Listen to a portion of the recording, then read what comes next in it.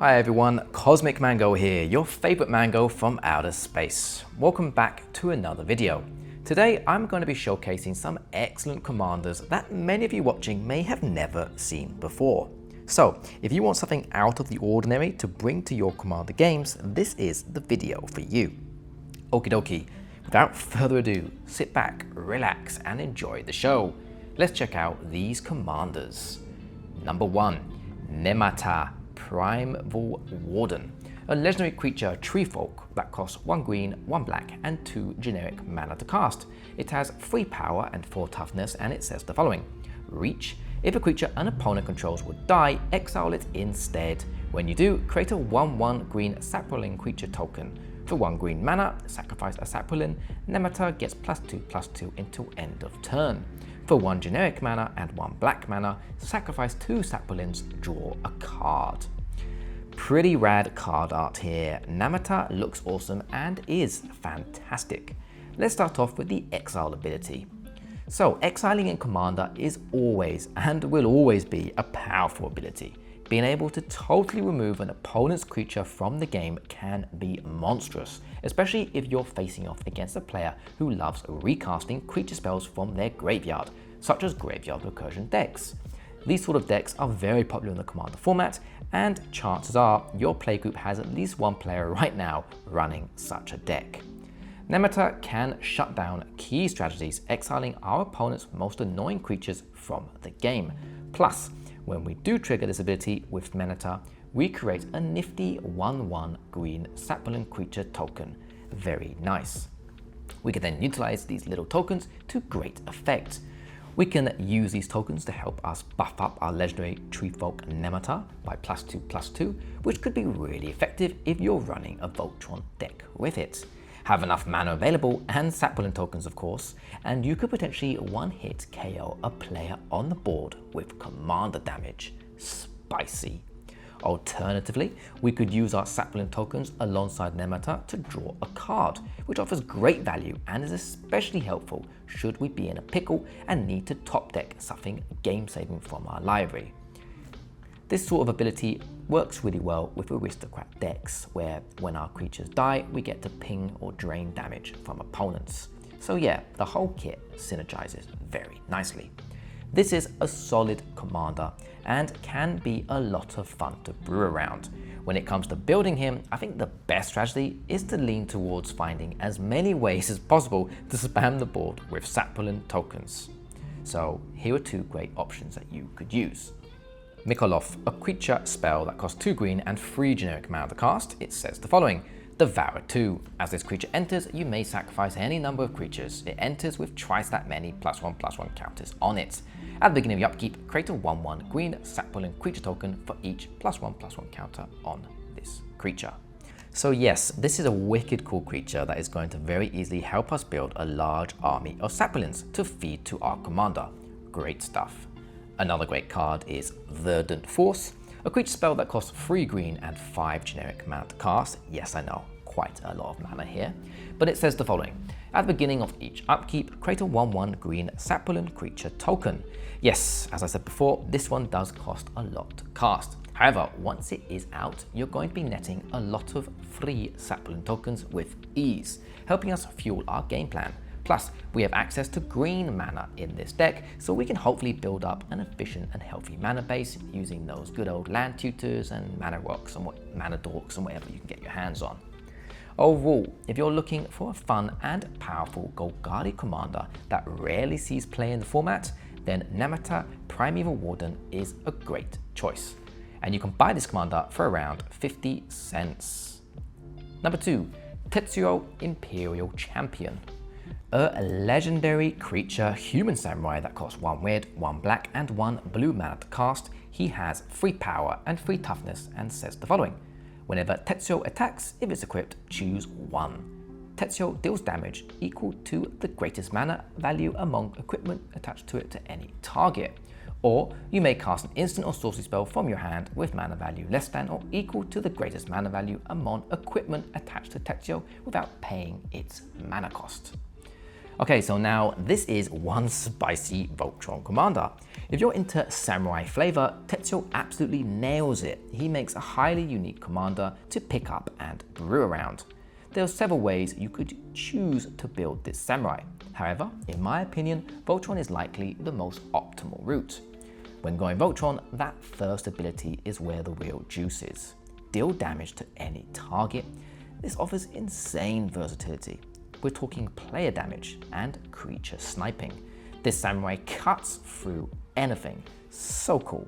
Cut down our opponent's pesky creatures to lead the way to compound the damage victory, or utilize the trigger to slash at an opponent's life total which is near depletion to delete them from the game.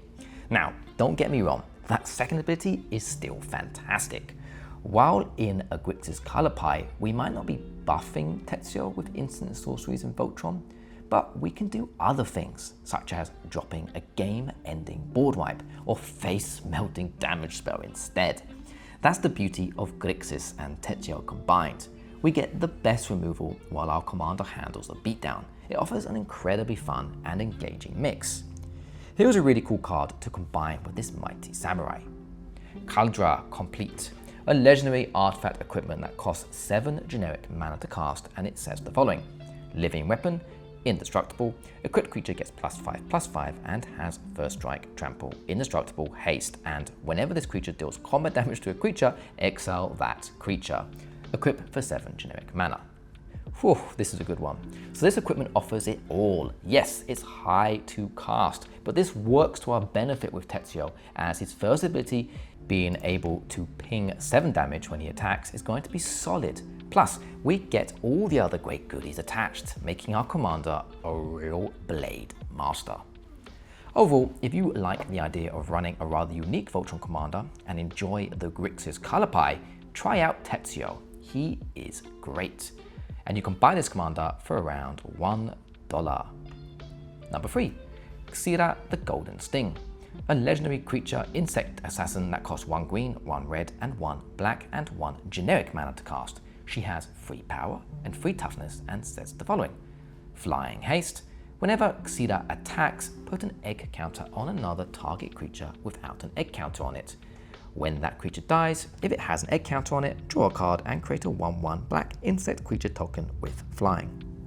Okay, Xira may not be the most overpowered commander out there, but she certainly packs quite a punch, or quite a sting. She offers 3 very fun and great colors to build around, which fit perfectly with what her abilities are trying to do.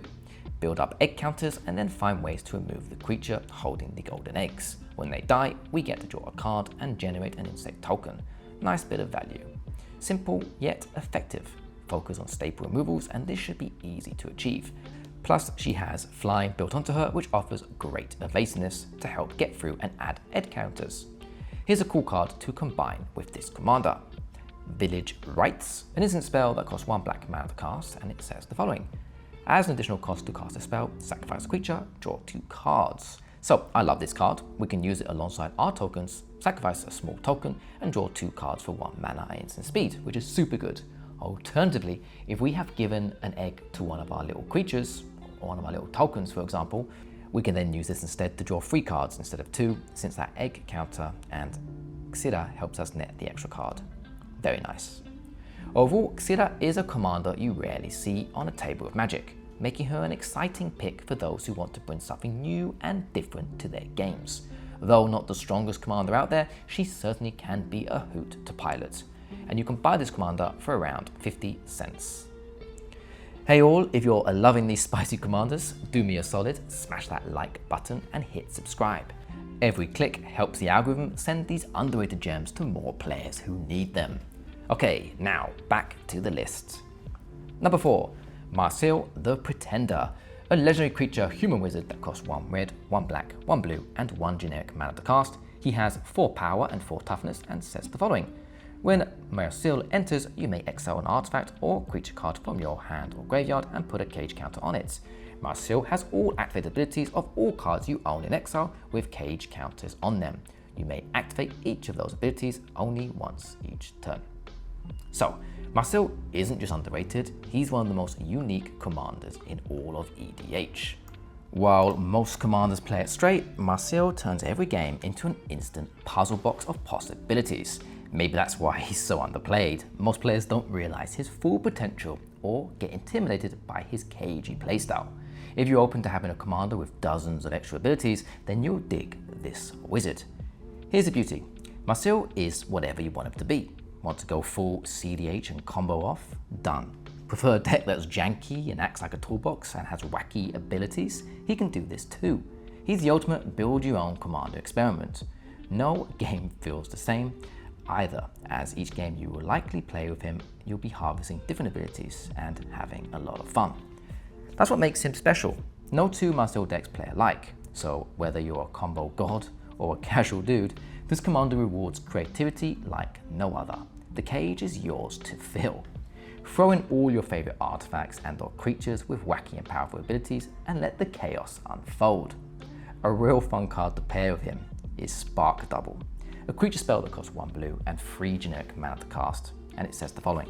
You may have this creature enter as a copy of a creature or planeswalker you control, except it enters with an additional +1/+1 counter on it if it's a creature. It enters with an additional loyalty counter on it if it's a planeswalker. And it isn't legendary. Yes, that bit is very important. What's more fun than having one Marcel? 2, of course. Spark Double can help us do this with ease. Super great stuff. Overall, if you like the idea of building a highly unique deck, then this commander is an excellent choice. Totally opens doors for deck brewing. And you can buy this commander for around $1. Number 5, the final commander on my list today. Garna, Bloodfist of Keld. A legendary creature, human berserker that costs 2 red, 1 black and 1 generic mana to cast. She has 4 power and 3 toughness and says the following. Whenever another creature you control dies, draw a card if it was attacking. Otherwise, Garna deals 1 damage to each opponent. Who said uncommon commanders are bad? Garna is wicked and proves that card rarity means nothing when you're building a commander deck. Garna brings something truly special to Rakdos. She's a reckless card drawing engine that rewards aggressive play. If you love swinging wide and turning every death into value, this bloodthirsty warlord delivers. Her ability creates this beautiful risk-reward dynamic. Attack fearlessly, and even if your creatures die, you don't mind because you're refilling your hand with great cards. It's perfect for Rakdos aristocrats, where sacrifice outlets like Goblin Bombardment or Village Rites become card draw machines, as you can utilize them on the attack and gain those card draws. Just remember, they've got to attack first. Our creatures have to be attacking. So this forces you to play aggressively, making every combat step an adrenaline rush. Whether you're going wide with tokens or slamming big threats onto the board, Garna turns your battlefield losses into card advantage. So much value can be gained with this Rakdos commander. An all-star creature that you have to throw into this deck is Viscera Seer. This 1-drop is going to go a very long way combined with Garna. Want a Rakdos commander that makes you earn cards through combat? Garna is your answer. And best of all, you can buy this commander for just around 35 cents, making her very budget friendly. Okay, we've arrived to the end of the video. In conclusion, I hope today that I've shown you a very cool and interesting commander for you to pick up and build. What do you think of the commanders I've listed? Have any of you played these commanders before? Do you have any recommendations that you'd like to share? If so, let me know in the comment section below. I love reading your comments and always try my best to answer them all. I hope you enjoyed the video. If you did, check out the 2 other videos that should have popped up on the screen. Please could drop a like, comment and subscribe to the channel. And don't forget to hit that notification bell to keep updated for more of my future commander content. Thanks for watching everyone, and as always, take care and goodbye.